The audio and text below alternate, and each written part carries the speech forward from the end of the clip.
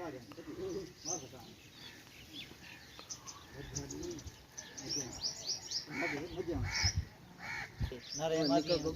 वालेकुम दोस्तों, क्या हाल चाल है। उम्मीद करें दोस्तों सारे दोस्त खैर खैरियत नाल हो, ठीक ठाक ते फिट फाट हो। सो अल्हम्दुलिल्लाह मैं भी ठीक हाँ। अज ईद दी रिवाज है, सब तो पहले ईद मुबारक थानू। उस तो बाद मैं थानू अपने चैनल पर वेलकम आता तो अज थानू मैं अपने विजिट करवाना पे चाचू मेरे है माल माशाल्लाह माल मवेशी काफ़ी सारा थानू इन्होंने सारे डिसाइन कितना दूध देंगे, इन्होंने कितने फल हैं माशाल्लाह। जेडे ये बैठे ने इन्होंने गईयां दे बछड़े हैं, बाकी ये भी देख सकते ये भी बछड़े हैं माशाल्लाह। ये वड्डा माल है।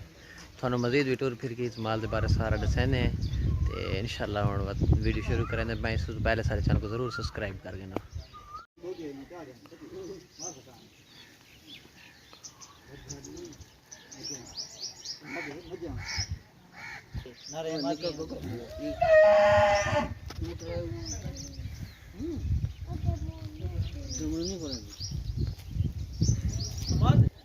स्टार्ट करो। हाँ कोई